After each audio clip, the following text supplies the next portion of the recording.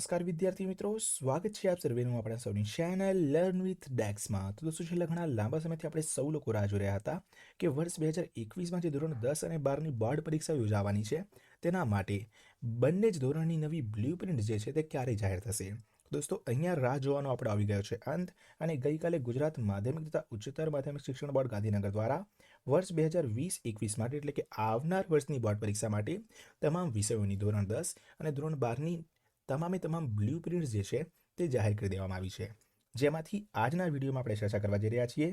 Standard 12 English second language, જેનો વિષય code છે 013 એટલે કે અંગ્રેજી દ્વિતીય ભાષા, જે ગુજરાતી મીડિયમ અને હિન્દી મીડિયમના સ્ટુડન્ટ્સને આવે છે. તેમની સાયન્સ સ્ટ્રીમ એટલે કે વિજ્ઞાન પ્રવાહની જે ઇંગ્લિશના પેપરની બ્લુપ્રિન્ટ છે તેની અહીંયા દોસ્તો સંપૂર્ણ પેપર સ્ટાઇલ એટલે કે તેની બ્લુપ્રિન્ટ અને આપણું મોડેલ પેપર એટલે કે નમૂનાનું પ્રશ્નપત્ર કેવું છે તેની વિગતવાર ચર્ચા આજના વિડીયોમાં આપણે કરીશું. તો વિડીયોમાં અંત સુધી બન્યા રહેજો, જેથી કરીને સંપૂર્ણ માહિતીનો ખ્યાલ આપને આવી શકે.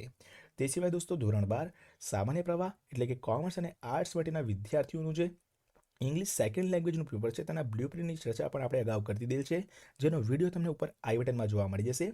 ત્યાંથી તમે તે વિડીયોને જોઈ શકો છો. ચાલો દોસ્તો, વાત કરીએ અહીંયા સાયન્સ સ્ટ્રીમના પેપરની. તો અહીં આપણને સમય આપેલ હશે 3 કલાકનો અને કુલ માર્ક્સ આપેલ હશે આપણને અહીંયા 100. તે સિવાય દોસ્તો અહીંયા આપણને હેતુઓ પ્રમાણે જે ગુણભાર છે તે આપેલ છે, જેમાં પાર્ટ એ જે છે દોસ્તો તેની અંદર કુલ 50 માર્ક્સનું અને પાર્ટ બી જે છે દોસ્તો તેમાં પણ 50 માર્ક્સનું આપણને પૂછાશે. એમ થઈને કુલ 100 માર્ક્સનું આપણને પૂછવામાં આવે છે, કારણ કે સાયન્સ સ્ટ્રીમ વિજ્ઞાન પ્રવાહ છે તો 50 માર્ક્સના MCQ અને 50 માર્ક્સની અહીંયા આપણને થિયરી પૂછવામાં આવે છે. તે સિવાય જ્ઞાન, સમજ, ઉપયોજન અને કૌશલ્યના આધારે જે ગુણભાર નક્કી કરેલા છે તેની માહિતી અહીંયા તમે જોઈ શકો છો. ત્યાર પછી દોસ્તો અહીંયા વાત કરીએ પ્રશ્નના પ્રકાર પ્રમાણે ગુણભાર, જેમાં પાર્ટ એની જો વાત કરીએ તો તેમાં બહુ વિકલ્પ પ્રકારના પ્રશ્નો એટલે કે મલ્ટિપલ ચોઇસ ક્વેશ્ચન્સ જે છે તેમની 50 સંખ્યા હશે અને 50 ગુણમાં એટલે કે પ્રત્યેક 1 ગુણના પૂછાશે MCQs. ત્યાર પછી અહીંયા પ્રશ્નના પ્રકાર પ્રમાણે ગુણભાર પાર્ટ બીની જો વાત કરીએ તો તેમાં જે ટૂંકા પ્રશ્નો છે દોસ્તો તે ટૂંકા પ્રશ્નોની સંખ્યા 10 હશે અને કુલ ગુણ અહીંયા 10 આપવામાં આવેલ છે. લાંબા પ્રશ્નોની સંખ્યા પણ 10 રહેશે, પરંતુ આના કુલ ગુણ જે છે તે આપણને આપેલ છે 40. એમ થઈને પાર્ટ બી અને પાર્ટ એ બંને જે દોસ્તો છે તે 50-50 એટલે કે ટોટલ 100 માર્ક્સનું આપણને પૂછવામાં આવશે. ત્યાર પછી ચર્ચા કરી વિભાગ પ્રમાણે ગુણભારની, અને આ આપણા માટે જાણવું ખૂબ જ જરૂરી છે દોસ્તો. તો દોસ્તો, અહીંયા આપણને કીધું છે કે જે આપણી મેઇન ટેક્સ્ટ બુક છે તેના જેટલા પણ ચેપ્ટર છે તેમાંથી જે પણ ક્વેશ્ચન આન્સર્સ આપણને પેરેગ્રાફ આધારિત પૂછાશે તેનો ગુણભાર છે 20. એટલે કે 20 માર્ક્સનું જે છે તે આપણા ચેપ્ટર્સમાંથી જે પણ પેરેગ્રાફ આપવામાં આવે તેનું પાર્ટ એ અને પાર્ટ બીની અંદર પૂછાશે. પોએમ જે છે દોસ્તો એટલે કે આપણી જેટલી પણ કવિતાઓ આપેલી છે તેમાંથી 5 માર્ક્સનું આપણને પૂછવામાં આવશે.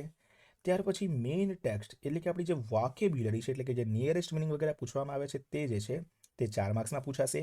લેપવિંગ એટલે કે આપણી જે સપ્લિમેન્ટરી રીડર બુક આવે છે બીજી બુક, તે 10 માર્ક્સની અંદર તેમાંથી પૂછવામાં આવશે. દોસ્તો, સપ્લિમેન્ટરી રીડર જે છે તેમાં આપણે દરેક ચેપ્ટર્સ કરાવી રહ્યા છીએ, તો તેના વિડીયોઝ તમે નીચે ડિસ્ક્રિપ્શનમાં આપેલ લિંક વડે જોઈ શકો છો, તો તે અચૂકથી જોજો.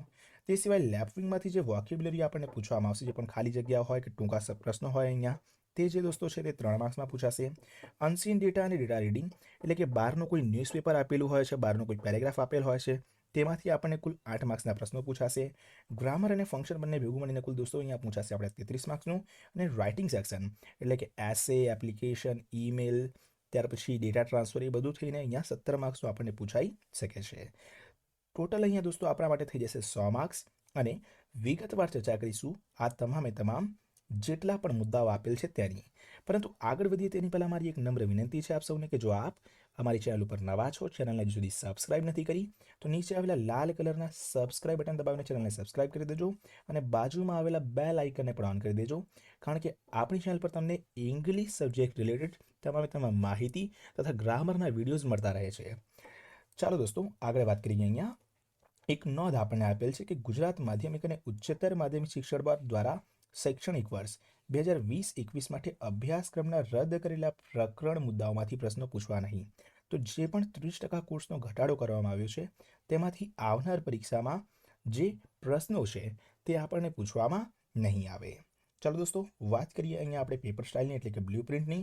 તો અહીંયા આપણને જેમ કે અમે કીધું કે કુલ 100 માર્ક્સની બ્લુપ્રિન્ટ અને 3 કલાકનો સમયગાળો છે.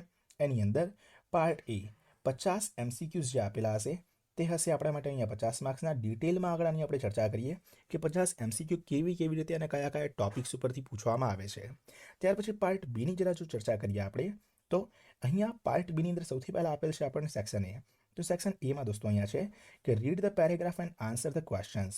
એમાં 6 ક્વેશ્ચન્સ આપણને આપેલા છે, એટલે કે પેરેગ્રાફ આપેલા છે આપણી મેઇન ટેક્સ્ટ બુકમાંથી, અને એની અંદરથી આપણને 6 પ્રશ્નો પૂછવામાં આવેલા છે. પેરેગ્રાફમાંથી જ આપણે આન્સર શોધીને લખવાના છે. એ પૂછાય છે કુલ 6 માર્ક્સમાં. શોર્ટ નોટ્સ દોસ્તો 4માંથી કોઈ પણ 2 શોર્ટ નોટ્સ આપણે લખવાની છે. એક શોર્ટ નોટ 3 માર્ક્સની, એટલે કુલ 6 માર્ક્સની અંદર અહીંયા પૂછાશે આપણી શોર્ટ નોટ. તો સેક્શન એ જે છે તે થઈ જાય છે દોસ્તો અહીંયા કુલ 12 માર્ક્સનું. ત્યાર પછી સેક્શન બીની જો અહીંયા વાત કરીએ, તો સેક્શન બીની અંદર દોસ્તો સૌથી પહેલાં પૂછાશે અહીંયા સમરી. સમરી 5 માર્ક્સમાં પૂછાય છે. સમરી શું છે? તો એક આપણને 10 થી 12 લાઈનનો પેરેગ્રાફ આપેલો હોય છે, અને એનો સાર કાઢીને, એટલે એના મેઇન પોઈન્ટ્સને આવરીને આપણે એને શોર્ટ કરીને 3 થી 4 લાઈનમાં લખવાનો હોય છે, અને સમરી કહેવામાં આવે છે. દોસ્તો આ પણ ટોપિક આપણે કરાયેલ છે. આમાં જેટલા પણ ટોપિક્સની ચર્ચા કરીશ તેમાં લગભગ 90% ટોપિક આપણે કરાવી દીધેલા છે, અને તમામને તમે નીચે ડિસ્ક્રિપ્શનમાં આપેલ લિંક વડે જોઈ શકશો. તે સિવાય દોસ્તો અહીંયા વાત કરીએ સેક્શન બીના બીજા પ્રશ્નની, તો તે છે read the newspaper clipping and answer the question. એટલે કે ન્યૂઝપેપર જે આપેલ છે તેને વાંચો અને તેના ઉપરથી પ્રશ્નોના જવાબ આપો. તે છે 4 માર્ક્સનું. ડુ એઝ ડાયરેક્ટેડ, તે પણ અહીંયા પૂછાશે દોસ્તો 4 માર્ક્સનું. ડુ એઝ ડાયરેક્ટેડમાં શું છે દોસ્તો? તો અહીંયા આપણને એક્ટિવ પેસિવ વોઇસ જે છે તેની 2 થી 3 લાઈનો આપેલી હોય છે, એટલે કે પેરેગ્રાફ આપેલો છે 2 થી 3 લાઈનનો, એને આપણે સોલ્વ કરવાનો હોય છે. તે સિવાય ચેન્જ ધ ટેન્સ જે છે તે પણ આપણને આપવામાં આવેલ હોય છે. પ્રત્યેક પ્રશ્ન અહીંયા 2 માર્ક્સનો, એટલે કે 2 + 2 બરાબર કુલ 4 માર્ક્સમાં પૂછવામાં આવે છે. જો વાત કરીએ તો તેમાં આવે છે દોસ્તો ઇનડાયરેક્ટ સ્પીચ. ઇનડાયરેક્ટ સ્પીચ આવે છે કુલ 4 માર્ક્સની. Study the data and write a paragraph. એટલે કે કોઈ પણ માની લો આપણને દોસ્તો અહીંયા કોઈ પણ આલેખ આપણને આપેલ હોઈ શકે છે, અથવા તો કોઈક આપણને આકૃતિ આપેલી હોય, અને તેના આધારે આપણે શું કરવાનું છે, તેનું વર્ણન કરવાનું છે, અને તે આપણને અહીંયા પૂછાય છે 4 માર્ક્સની અંદર. Draft a speech or application. તો અહીંયા એપ્લિકેશન રાઇટિંગ અને એની ઓરની અંદર આપણને સ્પીચ આપેલ હોય છે. હંમેશા હું પ્રિફર કરું છું દોસ્તો કે એપ્લિકેશન રાઇટિંગ લખીએ તે વધારે સારું છે, કારણ કે એક જ પ્રકારના ફોર્મેટનો ઉપયોગ કરીને આપણે અહીંયા એપ્લિકેશન રાઇટિંગ લખવાની હોય છે. તો અહીંયા આવે છે એપ્લિકેશન રાઇટિંગ અથવા સ્પીચ રાઇટિંગ 5 માર્ક્સની અંદર. પછી અહીંયા વાત કરીએ સેક્શન ડીની. સેક્શન ડીમાં પહેલું પૂછાય છે પેરેગ્રાફ રાઇટિંગ 7 માર્ક્સનું, એટલે કે એસે રાઇટિંગ. ત્યાર પછી દોસ્તો આવશે ઈમેલ અથવા રિપોર્ટ. રિપોર્ટ એટલે કે અહેવાલ લેખન. પણ અહીંયા પણ હું પ્રિફર કરું છું કે ઈમેલ રાઇટિંગને તમે મોડે કરો છો તો તે વધારે સારું છે, કારણ કે ખૂબ જ ઇઝી પડે છે, અને એક પેજની અંદર પતી પણ જાય છે. દોસ્તો આ પણ પૂછાય છે આપણને અહીંયા 5 માર્ક્સનું. તો અહીંયા આ થાય છે સેક્શન ડી, કુલ અહીં 12 માર્ક્સનું દોસ્તો. તો આની સાથે જ જે પાર્ટ બીની ચર્ચા હતી તે કરી, અને આગળ મોડેલ પેપરમાં પણ આપણે જોઈએ ડિટેલની અંદર કે કેવી રીતે પાર્ટ બીના પ્રશ્નો પૂછવામાં આવે છે. તે સિવાય દોસ્તો અહીંયા આગળ વધીએ આપણે, અને અહીંયા આપણે ચર્ચા કરીએ દોસ્તો સેમ્પલ ક્વેશ્ચન પેપરની, એટલે કે મોડેલ ક્વેશ્ચન પેપરની, જેની અંદર પહેલા આપણે ડિટેલમાં ચર્ચા કરી લઈએ પાર્ટ એની. તો જેમ કે મેં કીધું કે પાર્ટ એની અંદર ટોટલ 50 માર્ક્સના આપણને પ્રશ્ન પૂછાય છે, અને આની અંદર આપણે જાણીએ કે કયા ટોપિક વાઇઝ આપણને કયા નંબરના પ્રશ્નો પૂછવામાં આવે છે.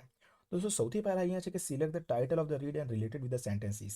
એટલે કે આપણા જે ચેપ્ટર્સ છે તેમાંથી કોઈ પણ એક વાક્ય આપેલો હોય છે, અને એ વાક્યના આધારે આપણે એ ચેપ્ટરનું નામ શું છે, એનું ટાઇટલ શું છે તે ઓળખવાનું હોય છે. તો પ્રશ્ન નંબર 1, 2, 3, 4 જે છે દોસ્તો તે આ ટાઇટલ આધારિત પ્રશ્નો પૂછાય છે, એટલે કે ટાઇટલ લખવાના છે આપણે, અને 4 માર્ક્સના આ પ્રશ્નો છે. ત્યાર પછી દોસ્તો અહીંયા આવે છે select the most appropriate answer. Question number 5, 6, 7, 8, 5, 6, 7, 8 નંબરના જે દોસ્તો પ્રશ્નો છે અહીંયા, તેની અંદર આપણને આપણા તમામ ચેપ્ટરમાંથી કોઈ એક વાક્ય આપવામાં આવે છે, અને તેનો યોગ્ય જવાબ આપણે પસંદ કરવાનો હોય છે.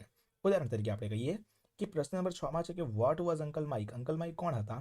તો ચેપ્ટર નંબર 2ની અંદર અનફોર્ગેટેબલ વોલ્ટ ડિઝની જે ચેપ્ટર છે તેમાં આપણને કીધું છે કે અંકલ માઇક જે છે એ અંકલ માઇક કોણ હતા? એક એન્જિનિયર હતા. તો આવી રીતે આપણા ચેપ્ટર્સ આધારિત દોસ્તો આપણને ક્વેશ્ચન પૂછાય છે 4 માર્ક્સની અંદર. પ્રશ્ન નંબર 5, 6, 7 અને 8. ત્યાર પછી દોસ્તો આગળ વધીએ તો ત્યાં છે કે read the stanza and answer the question. અહીંયા દોસ્તો આપણને 2 અલગ પોએમના સ્ટાન્ઝા આપણને આપેલ હોય છે, જેમાં પહેલા સ્ટાન્ઝામાંથી દોસ્તો અહીંયા 3 પ્રશ્નો આપણને પૂછાશે 3 માર્ક્સમાં, જે છે ક્વેશ્ચન નંબર 9, 10 અને 11. અને બીજા સ્ટાન્ઝામાંથી ક્વેશ્ચન નંબર 12, 13 જે છે તે 2 માર્ક્સની અંદર દોસ્તો જે છે તે પૂછવામાં આવે છે. પોએમનો સ્ટાન્ઝા આપેલા છે, તેમાંથી આપણે પ્રશ્નોના જવાબ શોધીને લખવાના હોય છે. ત્યાર પછી નેક્સ્ટ આવે છે દોસ્તો કે read the passage and answer the question selecting the most appropriate option. જેમાં 3 માર્ક્સનો આપણને એક પેરેગ્રાફ આપેલ હોય છે, અને તેના ઉપરથી જે પણ પ્રશ્નો છે તે પૂછેલા છે, અને તેના જવાબ આપણે શોધીને લખવાના હોય છે, જેની અંદર પ્રશ્ન નંબર 14, 15 અને 16 જે છે દોસ્તો તે પૂછવામાં આવે છે. ત્યાર પછી આવી જ રીતે બીજો એક પેરેગ્રાફ આપેલ હોય છે, જેમાં 2 માર્ક્સના પ્રશ્નો પૂછાય છે દોસ્તો, જેમાં પ્રશ્ન નંબર 17 અને પ્રશ્ન નંબર 18 જે છે તે પૂછવામાં આવશે. એટલે કે 3+2 કુલ 5 માર્ક્સની અંદર આ જે પેરેગ્રાફ છે તેમાંથી પ્રશ્નો આપણને પૂછાય છે. ત્યાર પછી છે select the most appropriate word to fill in the blanks. દોસ્તો અહીંયા આપણને ખાલી જગ્યાઓ આપેલી હશે 4 માર્ક્સની, અને આની અંદર દોસ્તો આપણને ABCD ઓપ્શન આપેલ છે, અને યોગ્ય અહીંયા કયો શબ્દ આવશે તે શબ્દ આપણે અહીંયા મૂકવાનો હોય છે આની અંદર. તો ક્વેશ્ચન નંબર 19, 20, 21 અને 22 જે છે તે આ પ્રકારની આપણને ખાલી જગ્યાઓ પૂછાશે. ત્યાર પછી ક્વેશ્ચન નંબર 23, 24 અને 25 જે છે દોસ્તો એની અંદર નિયરેસ્ટ મિનિંગ્સ આપણને પૂછવામાં આવે છે. એટલે કે ધારો કે અહીંયા કહીએ કે ઓર્નિથોલોજી એટલે શું, તો કે ઓર્નિથોલોજી એટલે કે સ્ટડી ઓફ બર્ડ્સ. તો એ આના માટે શું થઈ ગયું, અહીંયા નિયરેસ્ટ મિનિંગ નજીકનો શબ્દ, સમાનાર્થી શબ્દ. તો તે ક્વેશ્ચન નંબર 23, 24 અને 25 દોસ્તો આપણને પૂછાય છે. ત્યાર પછી 26, 27 અને 28માં આવે છે identify the function used in the sentence. કે અહીં સેન્ટેન્સની અંદર કયો પ્રશ્ન પૂછવામાં આવ્યો છે, કયા પ્રકારનું ફંક્શન પૂછવામાં આવ્યું છે. તો અહીંયા ધારો કે કહીએ કે આઈ વુડ રાધર, તો રાધર આવે દોસ્તો, તો અહીંયા શું આવે છે, તો કે ચોઇસ. તો એક્સપ્રેસિંગ ચોઇસ જે છે તે આના માટે યોગ્ય ફંક્શન છે. તો વાક્ય આપેલ હોય છે અને વાક્ય ઉપરથી આપણે શું ઓળખવાનું છે કે કયો ફંક્શન છે. તો ક્વેશ્ચન નંબર 26, 27 અને 28 ફંક્શન ઓળખવા માટેના ક્વેશ્ચન્સ. ત્યાર પછી છે દોસ્તો અહીંયા કે choose the correct option to complete the sentence. અહીંયા ક્રિષ્ના વોઝ સો, તો સો પછી સ્વિંગ રિઝલ્ટ જે છે દોસ્તો, તો સ્વિંગ રિઝલ્ટ માટે આપણે જે એક્ઝેક્ટલી અહીંયા ફંક્શન આવે છે તે ફંક્શન આપણે શોધીને શું કરવાનો હોય છે, લખવાનો હોય છે. તો અહીંયા ક્વેશ્ચન નંબર 29, 30, 31, 32 અને 33 જે છે દોસ્તો અહીંયા તે પૂછાય છે અહીંયા આપણા choose the correct option to complete the sentence વાળા ફંક્શન્સ આધારિત. ત્યાર પછી દોસ્તો અહીંયા કે select the most appropriate response, જેની અંદર બે વ્યક્તિઓ વચ્ચેનો સંવાદ હોય છે અને કોઈ એક વ્યક્તિનો સંવાદ અધૂરો હોય છે, તે અધૂરો સંવાદ આપણે યોગ્ય ફંક્શનનો ઉપયોગ કરીને પૂર્ણ કરવાનો હોય છે. આ ક્વેશ્ચન 4 માર્ક્સમાં આપણને પૂછાય છે, આપણે ફંક્શન આધારિત છે.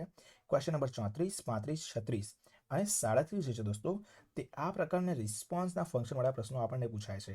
આગળ વાત કરીએ ચૂઝ ધ કરેક્ટ કનેક્ટરની, એટલે કે કન્જંક્શન્સની જો વાત કરીએ અહીંયા, તો તેની અંદર પ્રશ્ન નંબર 38, 39 અને 40 પૂછવામાં આવે છે 3 માર્ક્સમાં, જેમાં ખાલી જગ્યાઓ આપેલી હોય છે અને યોગ્ય આની અંદર કયા કનેક્ટર્સ આવે છે તે આપણે મૂકવાના હોય છે દોસ્તો.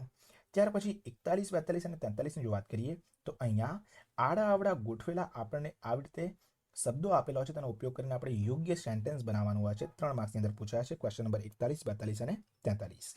ત્યાર પછી દોસ્તો વાત કરીએ ક્વેશ્ચન નંબર અહીં select correct question two get the underline word or phrase as answer. એટલે ક્વેશ્ચન નંબર અહીંયા 44, 45 અને 46ની, તો અહીંયા એક વાક્ય આપણને આપેલો છે અને એ વાક્ય ઉપરથી પ્રશ્ન શું બનશે તે પૂછવામાં આવે છે. ધારો કે રાહુલ વેન્ટ દુબઈ, તો દુબઈ જે છે એ શું છે, જગ્યા છે. તો શું આવી જાય કે where did Rahul go for learning architecture, તો જગ્યા માટે પ્રશ્નની શરૂઆત થાય વેરથી.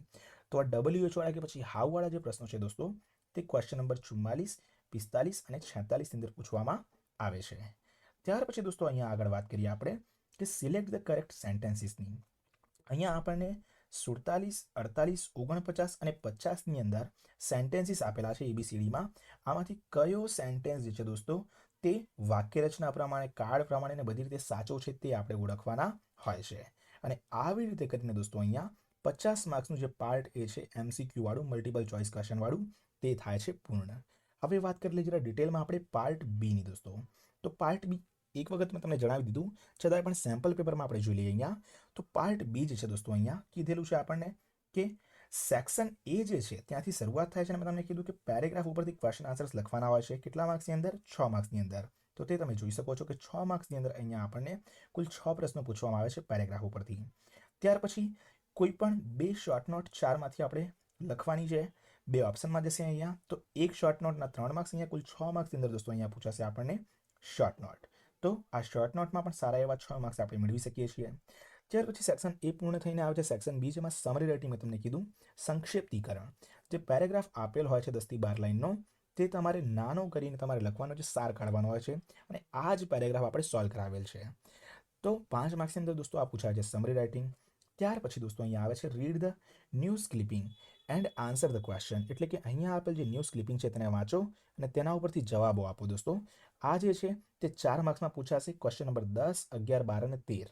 ત્યાર પછી ડુ એઝ ડાયરેક્ટર મેં તમને કીધું કે એક એક્ટિવ પેસિવ વોઇસ અને એક અહીંયા ટેન્સીસ વાળો આપવામાં આવે છે પેરેગ્રાફ.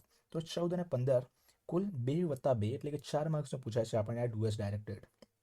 ત્યાર પછી સેક્શન સીની શરૂઆત થાય છે, જેમાં પહેલું છે ઇનડાયરેક્ટ સ્પીચ અને બીજું છે અહીંયા 17મા નંબરનો ક્વેશ્ચન કે study the data and write a paragraph on it about 80 words. એટલે કે અહીંયા જે છે દોસ્તો તે આ પ્રકારનું કોઈક ટેબલ આપણને આપવામાં આવેલ છે અને તેમાં તમે શું જોઈ રહ્યા છો, તમને કઈ કઈ માહિતી દેખાય છે તેના રિગાર્ડિંગ 8 થી 10 લાઈનો તમારે લખવાની હોય છે. Question number 17.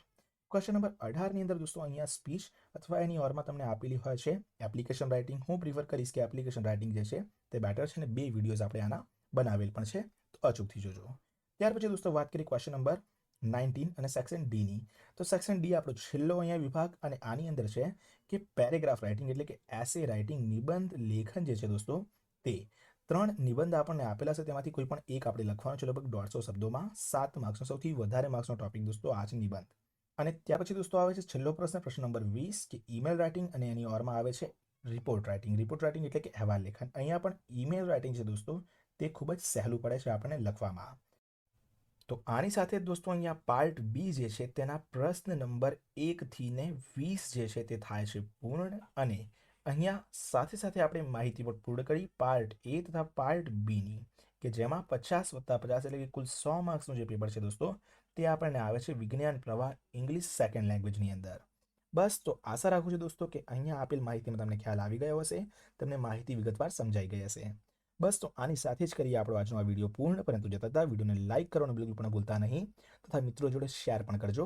અને હા, આ જે પીડીએફ ફાઇલ છે તે તમને મેં કીધું કે નીચે ટેલિગ્રામની લિંક આપેલ છે, ત્યાંથી તમે આ તમામ પીડીએફ ફાઇલ્સ જે છે તે ઇંગ્લિશની હોય કે પછી બાકીના વિજ્ઞાન પ્રવાહના તમામ સબ્જેક્ટ્સની હોય તે તમે મેળવી શકશો. મળીએ દોસ્તો નેક્સ્ટ વિડીયોમાં એક નવી માહિતી સાથે. ત્યાર સુધી થેન્ક યુ સો મચ. જય હિન્દ, વંદે માતરમ.